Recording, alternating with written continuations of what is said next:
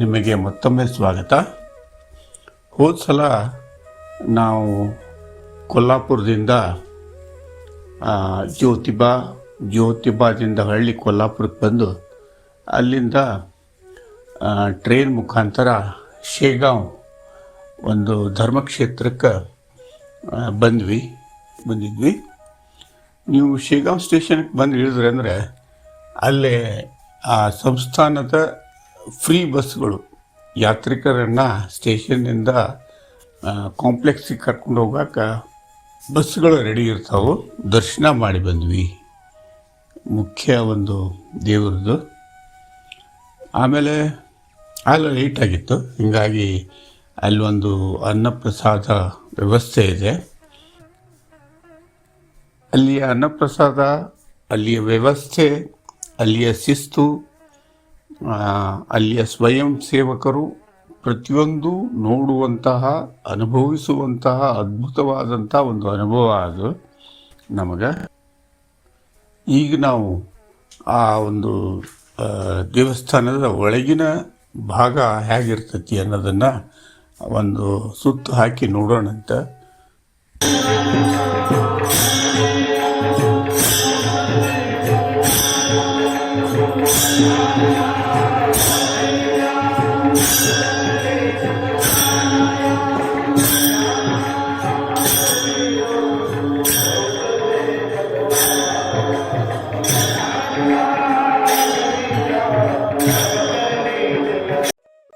ಅಲ್ಲಿರುವಂತಹ ಒಂದು ಶಾಂತ ವಾತಾವರಣ, ಅಲ್ಲಿಯ ಸ್ವಚ್ಛತೆ, ಅಲ್ಲಿಯ ಪ್ರತಿಯೊಬ್ಬರಿಗೂ ಮೌಲ್ಯ ಅಂಥೇಳಿ ಕರಿತಿರ್ತಾರೆ. ಅದೊಂದು ವಿಶೇಷವಾದದ್ದು.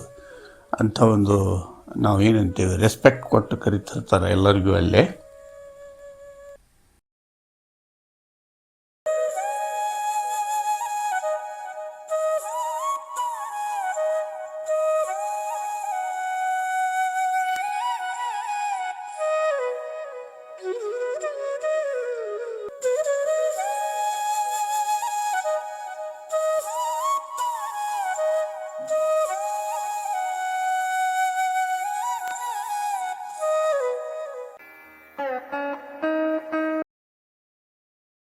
ಈಗ ನಾವು ಒಂದು ರೌಂಡು ಈ ಹೊರಗಿನ ದೇವಸ್ಥಾನದ ಹೊರಗಿನ ಪ್ರಾಂಗಣ ಹೇಗಿದೆ ಅಂತ ನೋಡೋಣಂತ. ಇದನ್ನು ನೋಡೋದಕ್ಕಿಂತ ಮುಂಚೆ ಒಂದು ವಿಶೇಷವಾಗಿ ನಾವು ಹೇಳಬೇಕಾಗಿದ್ದೇನಪ್ಪ ಅಂತಂದ್ರೆ, ಇಲ್ಲಿಯ ಈ ಸ್ವಯಂ ಸೇವಕರ ಬಗ್ಗೆ ವಿಶೇಷವಾಗಿ ಹೇಳಲೇಬೇಕು. ನಾನು ಸಾವಿರಾರು ದೇವಸ್ಥಾನಗಳನ್ನು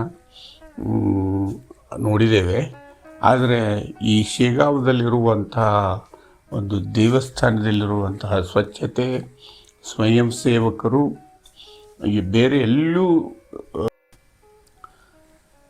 ದೇವಸ್ಥಾನದ ಹೊರಗಿನ ಒಂದು ಈ ಪರಿಸರ ನೋಡಿಕೊಂಡು ನಾವು ಶೇಗಾಂವ್ ಹಳ್ಳಿ ಊರು ಹೆಂಗೈತಿ ನೋಡೋಕೆ ನಾವು ಹೊರಗೆ ಬಂದ್ವಿ. ಶೇಗಾಂವಿನ ಇನ್ನೊಂದು ಏನಪ್ಪ ವಿಶೇಷತೆ ಅಂದರೆ, ಇಲ್ಲಿ ಕಚೋರಿ ವಿಶ್ವಪ್ರಸಿದ್ಧ ಕಚೋರಿ ಅಂತ ಹೇಳ್ತಾರೆ. ಯಾಕಂದರೆ ಅಂಥ ಒಂದು ಕಚೋರಿ ವಿಶೇಷತೆ ಈ ಊರಿನೊಳಗೆ ನೀವು ನೋಡಬಹುದು. ಅಲ್ಲಿಂದ ನಾವು ಆನಂದ ಸಾಗರ್ ನೋಡಲಿಕ್ಕೆ ಒಂದು ಆಟೋ ಮಾಡಿಕೊಂಡು ಹೋದ್ವಿ.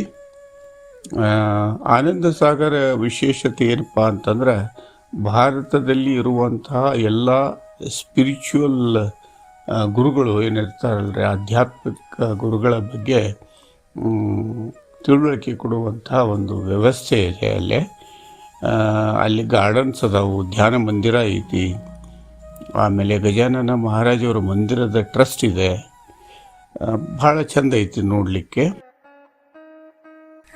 ಇನ್ನು ಇಷ್ಟೆಲ್ಲ ಹೇಳ್ಕೊತ ನಾನು ಶೇಗಾಂವದ ವಿಶೇಷತೆಯನ್ನು ಹೇಳಲಿಲ್ಲ, ಆಧ್ಯಾತ್ಮಿಕವಾಗಿ ಯಾಕಿಷ್ಟು ಪ್ರಚಾರದಲ್ಲಿ ಐತೆ ಅಂಥೇಳಿ.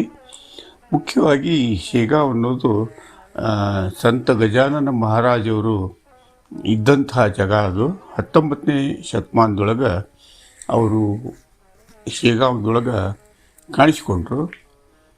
ಅಲ್ಲಿಂದ ಅವರ ಒಂದು ಅದ್ಭುತವಾದಂತಹ ಈ ಸ್ಪಿರಿಚುವಲ್ ಒಂದು ವಿಶೇಷತೆಗೆ ಅವರಿಗೆ ಎಷ್ಟೋ ಲಕ್ಷಾನುಗಟ್ಟಲೆ ಭಕ್ತರಾದರು. ಶ್ರೀ ಗಜಾನನ ಮಹಾರಾಜವರು ಗಣೇಶ ದೇವತೆ ಮತ್ತು ದತ್ತಾತ್ರೇಯ ದೇವತೆಯ ರೂಪ ಅಂತ ಹೇಳ್ತಾರೆ. ಇಲ್ಲೇ ಅವ್ರದ್ದೊಂದು ಸಮಾಧಿ ಮಂದಿರ ಇದೆ. ಇಲ್ಲಿ ಬರೋರಿಗೆಲ್ಲ ಉಚಿತವಾದಂತಹ ಊಟದ ವ್ಯವಸ್ಥೆ ಇರ್ತೈತಿ. ಆಮೇಲೆ ಅಗದಿ ಕಡಿಮೆ ಖರ್ಚಿನಲ್ಲಿ ಇರುವಂತಹ ವ್ಯವಸ್ಥೆ ಇರ್ತೈತಿ. ಆ ಕ್ಯಾಂಟೀನ್ ಕೂಡ ಅವ್ರು ಮಾಡ್ಯಾರ. ಅಲ್ಲಿ ನೀವು ದುಡ್ಡು ಕೊಟ್ಟು ಕೂಡ ಊಟ ಮಾಡಬಹುದು. ಆದರೆ ಅಗದಿ ನಾಮಿನಲ್ ಚಾರ್ಜ್ ಮಾಡ್ತಾರೆ. ಊಟಕ್ಕಾಯ್ತು, ಚಾಕಾಯ್ತು, ಟಿಫಿನ್ಗಾಯಿತು. ಆದರೆ ಅಲ್ಲಿಯ ಸ್ವಚ್ಛತೆ ಮತ್ತು ಶಿಸ್ತನ್ನು ಕೂಡ ನೀವು ನೋಡಲೇಬೇಕಾದಂಥ ಒಂದು ವಿಶೇಷತೆ ಅದು. ನಾವು ಇವುಗಳನ್ನೆಲ್ಲ ನೋಡಿಕೊಂಡು ಮತ್ತು ಮುಂದೆ ನಾವು ಓಂಕಾರೇಶ್ವರ ಹೋಗ್ಬೇಕಂತ ಹೇಳಿ ಹೊಂಟ್ವಿ.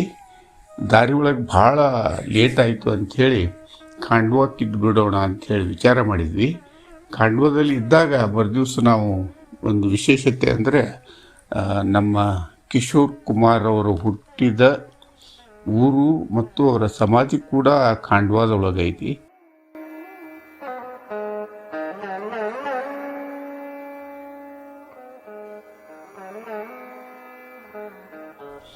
ಮತ್ತು ಮುಂದಿನ ಒಂದು ಪ್ರವಾಸ ಕಥೆ ಒಳಗೆ ನಿಮಗೆ ಇದರ ಬಗ್ಗೆ ಹಂಚ್ಕೊತೇವೆ. ಅಲ್ಲಿ ಮಟ್ಟ ನಮಸ್ಕಾರ.